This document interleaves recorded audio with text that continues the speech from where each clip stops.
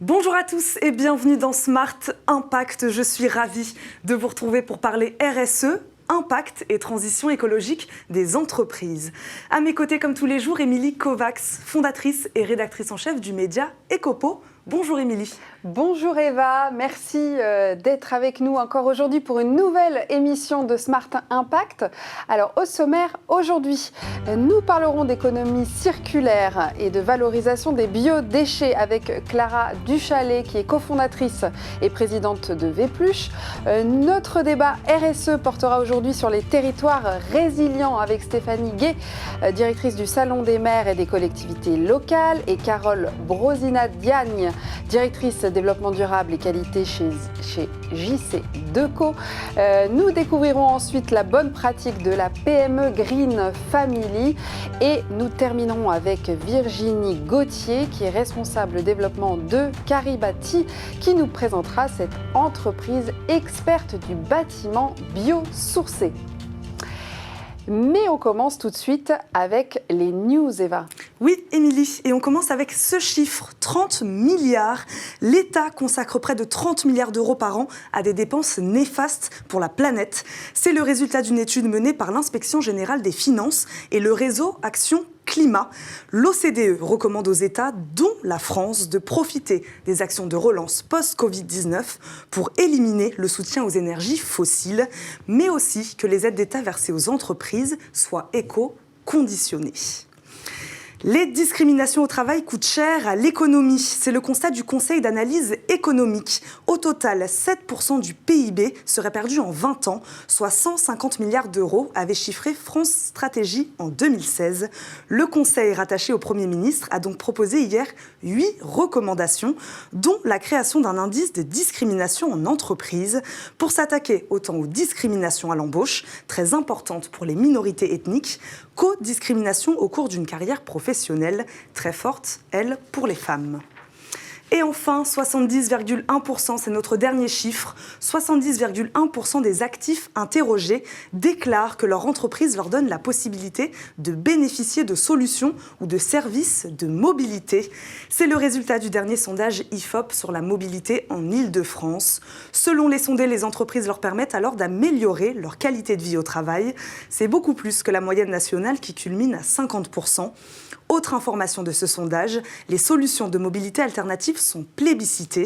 L'Île-de-France est la région qui enregistre le plus grand nombre d'utilisateurs des transports en commun, 48,7% contre 24% au niveau national. Et c'est maintenant l'heure de notre invité du jour.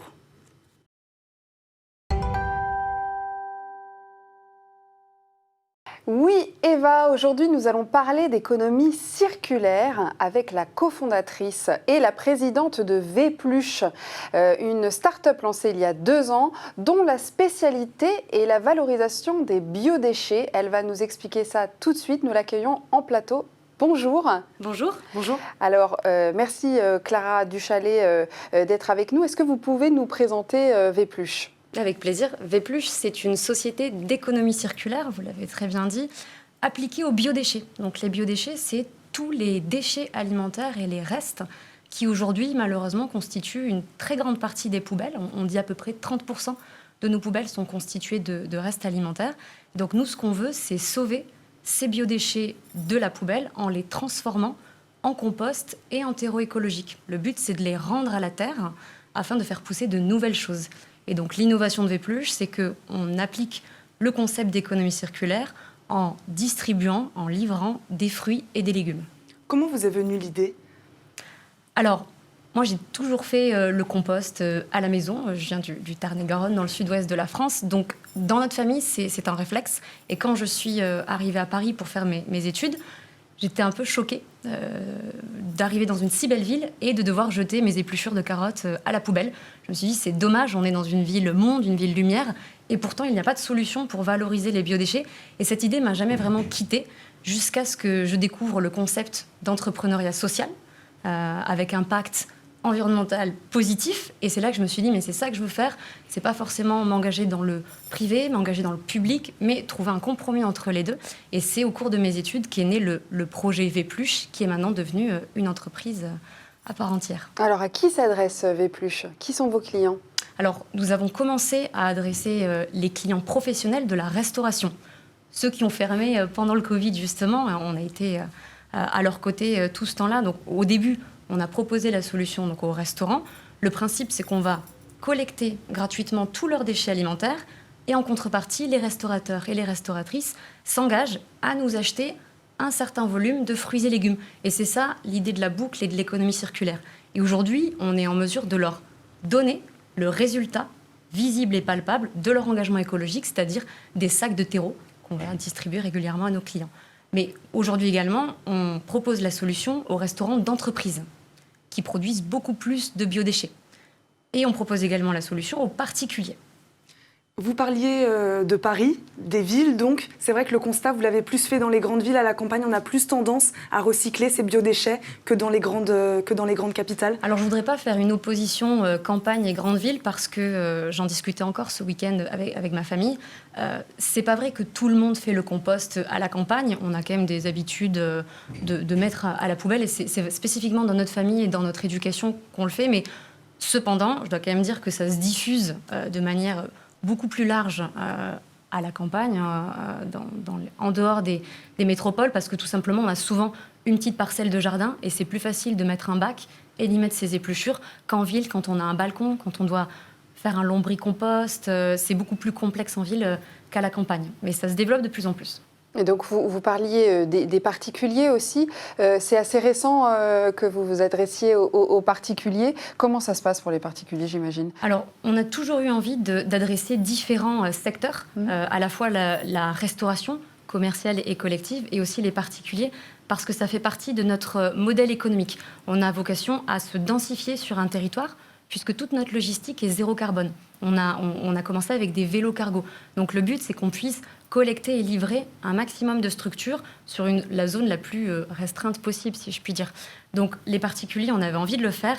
Et c'est vrai que le contexte du Covid, le confinement, a fait que finalement tous nos clients professionnels ont fermé et nous n'avions pas encore démarré les particuliers. Donc on s'est dit, mais... C'est pas plus compliqué finalement de récolter en termes logistiques? Si, c'est beaucoup plus compliqué. Alors, je précise un petit peu, pour les particuliers, vu le contexte qui était le nôtre, on avait des fournisseurs, des agriculteurs qui étaient en panique, qui ne pouvaient plus écouler leur production. Et de l'autre côté, on avait des particuliers qui ne voulaient plus sortir de chez eux.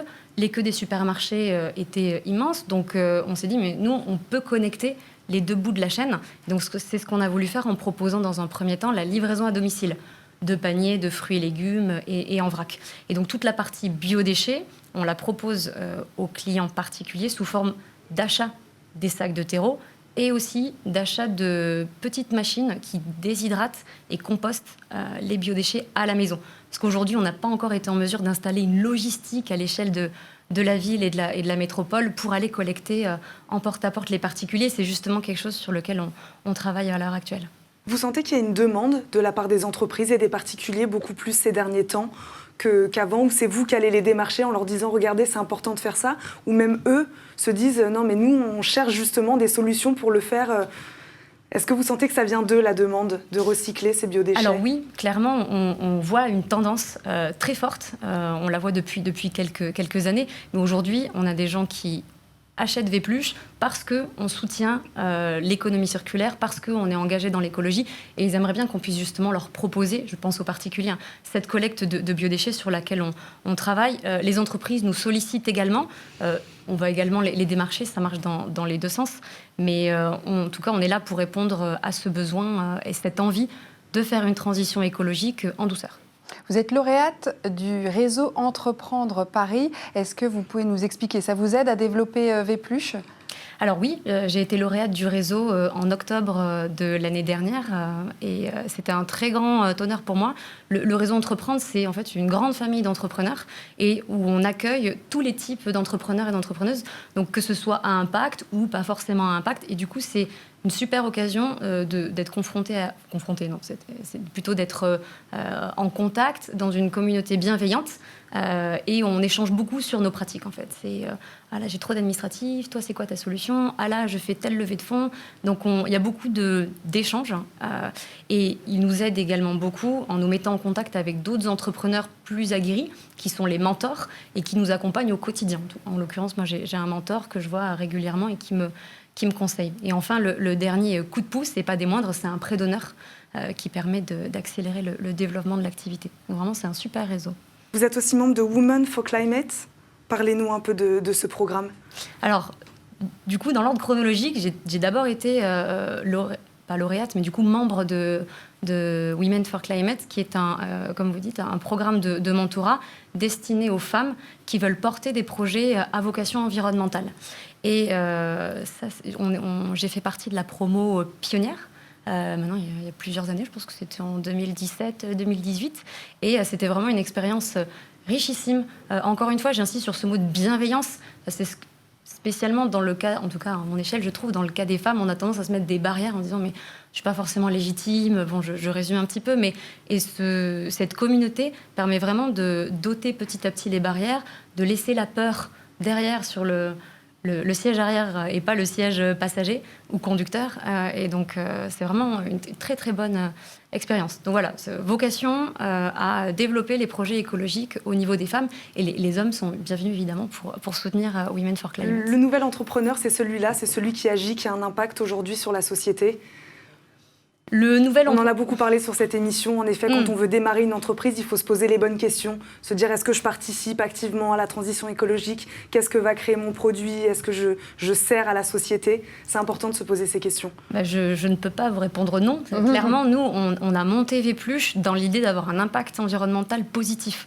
Donc moi, ce qui me ferait extrêmement plaisir, et je pense que c'est d'ailleurs salutaire pour toutes les sociétés, c'est, comme vous dites exactement, quand on monte une société, c'est quand même hyper important de se rendre compte qu'on va avoir un impact et de faire en sorte soit de le minimiser, soit au contraire, s'il est très positif, de le maximiser. Donc oui, ça devrait être un réflexe de se poser ces questions, et encore aujourd'hui, c'est pas forcément le cas. Et c'est des questions d'ailleurs qu'on doit se poser à chaque étape de son parcours d'entrepreneur, à la fois au niveau de la création, parce que voilà, on fait des choix. Investir, nous, dans des triporteurs cargo, dans des composteurs, dans des camionnettes électriques, c'est un coût, clairement. Donc ça nécessite une réflexion, et c'est un vrai engagement sur le long terme.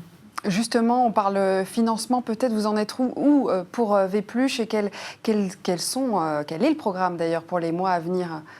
Alors, moi j'ai la chance clairement d'avoir été accompagnée dès le début par le fonds d'investissement familial Quinta Investments, qui est spécialisé dans l'économie circulaire et dont le gérant est mon associé, mon cofondateur, Manuel Zebeda.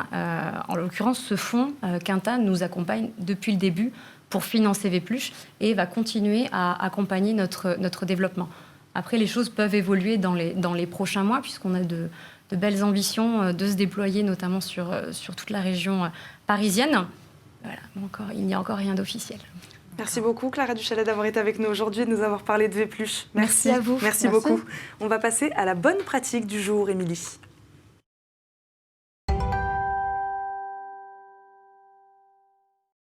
Oui, Eva, la bonne pratique du jour est celle de la PME familiale Green Family, spécialisée dans l'éco-conception de produits d'hygiène écologique. Basée à Rueil-Malmaison, Green Family est engagée pour la santé des bébés et des femmes.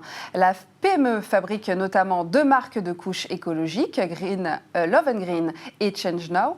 Elle vient de recevoir le label PME+, qui récompense sa démarche RSE. Et ces initiatives durables sont variées, Émilie. Oui, absolument, Eva. Éco-conception des produits, approvisionnement responsable, soutien à la protection de l'environnement, bien-être des salariés. La PME mène par exemple des actions en faveur de l'emploi, telles que l'actionnariat salarié mis en place cette année pour tous les collaborateurs en CDI à partir d'1 an d'ancienneté. Autre exemple, depuis la création de la société en 2011, Tous leurs produits ont suivi une logique d'éco-conception en remplaçant notamment les matières plastiques et synthétiques par des matières plus naturelles partout où cela était possible. Par exemple, les emballages sont constitués à 51% en amidon de canne à sucre et ils ont revu le grammage de leurs sachets de couches pour supprimer 1,24 tonnes de plastique en 2019. Leur objectif en 2020 est d'atteindre 9,24 tonnes de plastique en moins. Merci beaucoup, Émilie. C'est maintenant l'heure de notre débat responsabilité sociétale et environnementale des entreprises.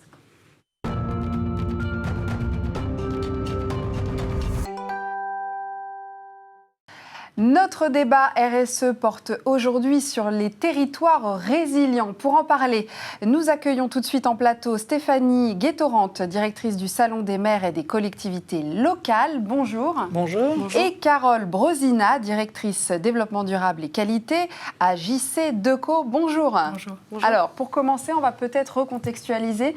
La crise de la Covid a-t-elle rendu les territoires plus résilients ? On commence peut-être avec vous, Stéphanie ?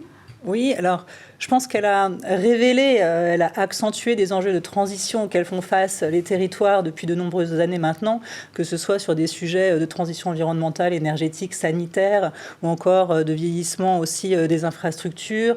On sent bien que là, effectivement, on a une dynamique qui permet aussi aux territoires de mettre en œuvre des projets auxquels ils tiennent et auxquels les citoyens tiennent également. On l'a vu également dimanche. Vous êtes d'accord, ouais. Oui, pour compléter, pour moi, d'habitude, la résilience, c'est vraiment un exercice qui nécessite de l'anticipation, de la planification, donc qui s'inscrit plutôt dans le temps long. Là, c'est vrai que la crise a démontré qu'il fallait être capable d'être efficace très vite, d'être réactif, de s'entourer de partenaires. Et un exemple, en tout cas nous, qui nous a animés, c'est notamment la demande de la ville de Paris, qui nous a demandé donc très rapidement de mettre en place des solutions de distribution de gel hydroalcoolique. Donc en 5 semaines, ce qui est un record pour l'entreprise, on a réussi à déployer sur plus de 2000 mobiliers, donc à la fois des abris voyageurs et des sanitaires automatiques, des distributeurs de gel pour effectivement faire en sorte que le déconfinement se fasse effectivement dans des conditions sanitaires optimales et puisse servir aux citoyens et aux usagers. Donc en tout cas pour moi ça a été un accélérateur de l'efficacité et de la réactivité nécessaire dans la résilience également. Les territoires vont s'adapter plus vite aujourd'hui, on imagine du coup ? Je pense qu'il y a une nécessaire accélération, qu'il y a une dynamique qui se met en place. Donc forcément, les choses vont aller plus vite puisque la prise de conscience est globale et que le maire, au cœur aussi de son territoire, va pouvoir animer et accompagner la mise en œuvre de tous ces sujets, de toutes ces solutions aussi qui sont présentes dans les entreprises. Ces entreprises qui sont aussi inscrites sur les territoires et qui sont partie prenante totale de ces évolutions. Oui, tout à fait. Il y a quelques années, quand la Fondation Rockefeller a lancé 100 Resilient Cities, donc les 100 villes résilientes. C'est vrai qu'une des choses qu'ils ont mises en place et les budgets qu'ils ont mis en place, ça a été de créer des postes de Chief Resilient Officer. Donc vraiment d'avoir des gens qui ont une vision transversale, qui portent une vision holistique sur un territoire, sur une ville, qui font converger les différentes fonctions. Donc en France, notamment, ça a été la ville de Paris qui a développé sa stratégie de ville résiliente dès 2017. Mais donc, ça doit être vraiment pour moi un exemple, une inspiration pour les autres villes, les autres territoires français, de prendre ces bonnes pratiques et justement de faire cet exercice d'anticipation, de planification, de transformation pour le temps long, mais aussi pour être capable d'être réactif sur une crise sans précédent qui arrive sans crier gare. On a vu les résultats des élections municipales. Les villes deviennent de plus en plus vertes. Alors, comment s'organisent les transitions écologiques des entreprises, des villes, avec les maires ? Qu'est-ce que vous observez, vous qui organisez le Salon des maires ? Alors, évidemment, donc on parlait des chiffres Resilient Officers. Je pense que c'est important de dire qu'il y en a 85 dans le monde qui sont effectivement sous l'impulsion de la Fondation Rockefeller, concentrés sur les grandes villes, sur vraiment ces mégapoles qui ont été plutôt que tout le monde face à des enjeux de résilience, mais qu'on est aussi... il n'y a pas que les grandes villes. Voilà, c'est exactement ce que je voulais dire. C'est-à-dire qu'aujourd'hui, par exemple, quand on regarde, il y a des territoires exemplaires, notamment en Aquitaine ou encore en Camargue, où face à des enjeux d'adaptation au réchauffement climatique, on met en place des solutions de lutte contre l'érosion qui s'appuient sur la nature, beaucoup plus que sur des infrastructures justement en béton et que justement ces territoires sont aussi exemplaires et certainement aussi à mettre en lumière face à des exercices qu'ils mettent en place depuis de nombreuses années maintenant. Le rôle des maires est important, vraiment. Essentiel. essentiel. Vous travaillez avec eux d'ailleurs. Absolument. Nous, effectivement, on a cette chance de travailler dans plus de 83 pays aujourd'hui. On travaille avec 150 agglomérations en France particulièrement. Donc, c'est en tout cas des parties prenantes avec lesquelles on interagit au quotidien. Les maires, effectivement, les élus et leurs équipes sont la clé. Et notamment, aujourd'hui, ce qu'on constate, malheureusement, c'est que la commande publique, en tout cas celle dans laquelle nous, on s'inscrit pour apporter des solutions et des services aux villes, est sous-exploité, sous-utilisé pour être un vrai levier dans le cadre de la transition écologique. On a fait l'analyse de 162 appels d'offres l'année dernière, donc en 2019. Un tiers à peu près de ces appels d'offres concernaient la France notamment, et donc dans 35 pays. Et on s'est rendu compte que dans 75% des appels d'offres, dans un tiers des appels d'offres, il n'y avait ni critère environnemental, ni critère social. Que quand ces critères environnementaux ou sociaux existaient, ils n'étaient pas forcément mesurés. Et donc là, pour des critères environnementaux, à 75%, ils ne sont pas mesurés. À 90%, le social n'est pas mesuré. Donc, c'est-à-dire qu'on vous demande des exigences ou des critères sur ces enjeux-là, mais ils ne comptent pour rien dans la décision finale. Et enfin, quand ils sont, je dirais, mesurés, pondérés, malheureusement, l'environnemental ne va contribuer qu'à 9% en moyenne de la note finale, de la décision finale, et le social que 5%. Aujourd'hui, donc voilà, on se rend vraiment compte que déjà, il ne faut pas privilégier à notre sens l'environnemental et le social. Il faut avoir une vision holistique et équilibrée. Et encore une fois, c'est un levier dont les territoires et les villes ne s'emparent pas, alors que là, ce sont les donneurs d'ordre. C'est à eux aujourd'hui vraiment de faire en sorte que dans la commande publique, dans les critères des appels d'offres, l'environnemental, le social pèsent davantage dans la décision finale. Oui, alors justement, JC Decaux, comment est-ce que vous intégrez ces éléments dans votre stratégie ? Alors au quotidien, nous, notre business model, notre activité, c'est d'améliorer la qualité de vie en ville.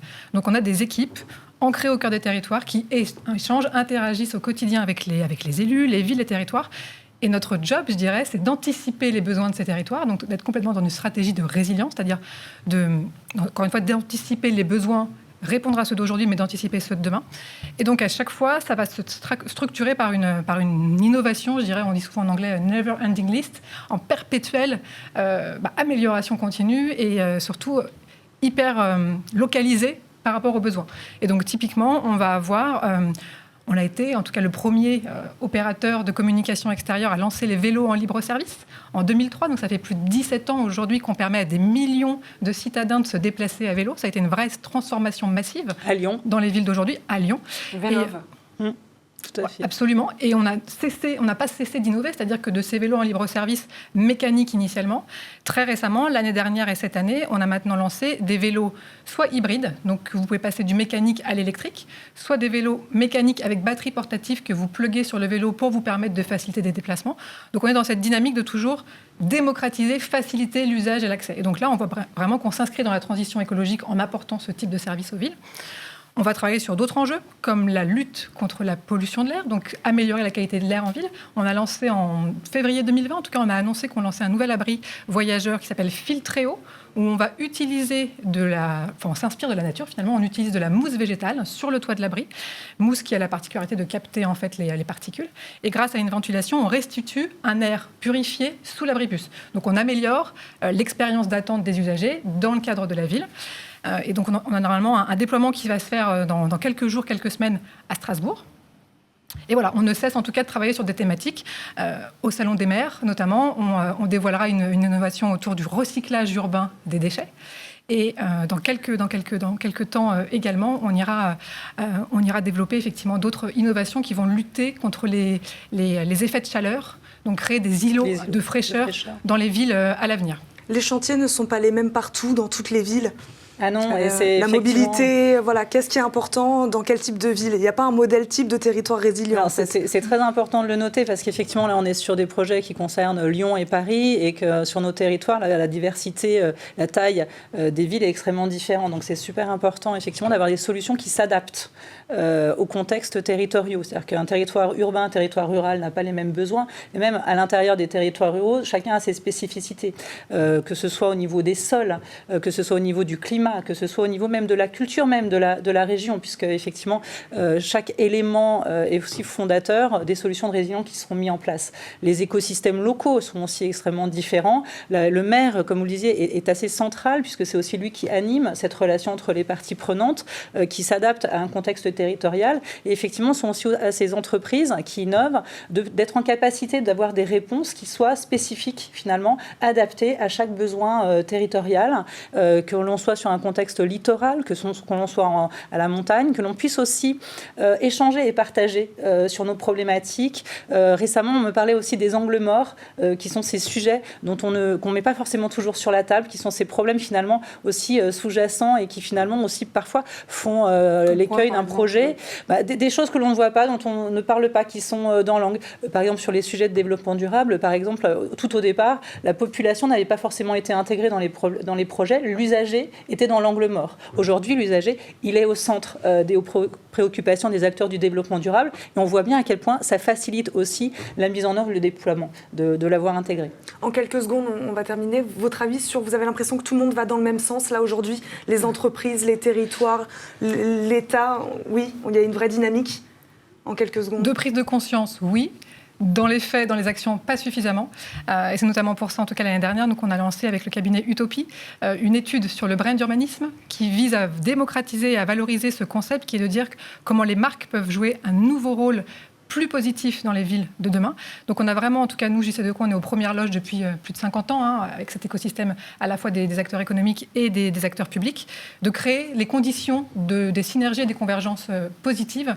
Donc la dynamique, la prise de conscience s'enclenche, mais il va falloir la faciliter, convaincre, sensibiliser, éduquer les deux écosystèmes qu'il est aujourd'hui indispensable et indéniable qu'il faut travailler et co-construire ensemble. Il faut travailler ensemble. Tout à fait. Alors, c'est quelque chose qu'on a complètement intégré aujourd'hui au Salon des maires. Donc, le prochain Salon des maires qui aura lieu en novembre 2020 va répondre à ces enjeux de transition. Donc, on a intégré vraiment les transitions sous tous les sujets, sous toutes les formes, à l'intérieur du salon pour faire converger les acteurs privés et les acteurs publics vers ces problématiques auxquelles ils vont répondre ensemble.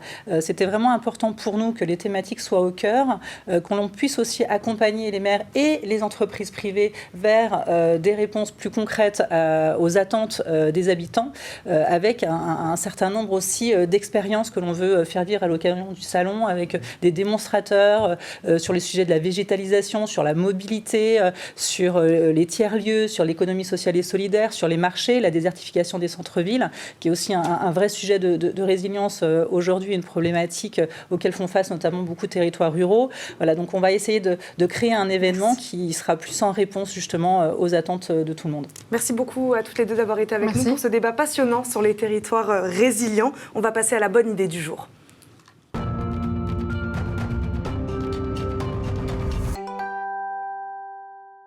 La bonne idée du jour, il s'agit de Caribati, une entreprise spécialisée dans les bâtiments biosourcés. Alors, pour en parler, nous accueillons tout de suite Virginie Gauthier, qui est responsable développement de Caribati. Bonjour Virginie. Bonjour. Bonjour. Merci d'être avec Merci nous. de Est-ce nous que vous avoir pouvez nous présenter votre entreprise? Oui, donc Caribati, c'est un bureau d'études, c'est une petite entreprise, on est une équipe de 6 personnes et donc on travaille sur le bâtiment biosourcé, c'est-à-dire des bâtiments qui sont faits avec des matériaux qui intègrent de la biomasse en fait. Donc on accompagne tous les acteurs de la filière du bâtiment biosourcé pour les aider à soit développer des produits, soit développer des filières, ou intégrer des matériaux biosourcés dans les bâtiments. Qui sont vos clients ? Alors, nos clients sont très différents selon le maillon de la filière. Ça peut être donc des régions, des parcs naturels régionaux. Donc ça, c'est plutôt pour le développement de filières sur les territoires. Ça va être aussi des fabricants, alors soit des petits fabricants de matériaux biosourcés, petites et plus grandes entreprises, ou soit des industriels de la construction qui souhaitent développer une offre biosourcée. Et enfin, ça va être des maîtres d'ouvrage, donc des promoteurs, des bailleurs sociaux, des collectivités également, ça peut être des villes. Voilà. Quel est le programme de la suite là, des mois qui viennent ? Alors la suite, on a deux projets en développement, un configurateur de FDES. Alors là, c'est un petit peu technique, ce sont des fiches environnementales qui précisent un petit peu tous les aspects liés justement aux impacts environnementaux d'un produit. Donc ça, c'est un outil qui devrait aider les fabricants parce qu'aujourd'hui, ce sont des fiches qui sont très coûteuses à faire. Et donc, cet outil devrait faciliter, en tout cas réduire le prix et faciliter l'accès à ces fiches. Et puis un label, le label produit biosourcé que nous avons lancé déjà en 2017, mais qui prend une nouvelle envergure en ce moment puisqu'on souhaite le développer à l'échelle européenne. Le bâtiment biosourcé, c'est l'avenir ? Pour nous, c'est l'avenir avec d'autres types de matériaux également, comme la terre crue ou des matériaux issus du réemploi. Il y a beaucoup de très bonnes idées aujourd'hui. Et voilà, le biosourcé, c'est une solution parmi d'autres. Merci beaucoup Virginie Gauthier d'avoir été avec nous aujourd'hui, de nous avoir présenté Caribati. C'est déjà la fin de votre émission Smart Impact, Émilie, mais on se retrouve très vite. Oui, on se retrouve dès demain pour une nouvelle émission et plein d'autres solutions. À très vite.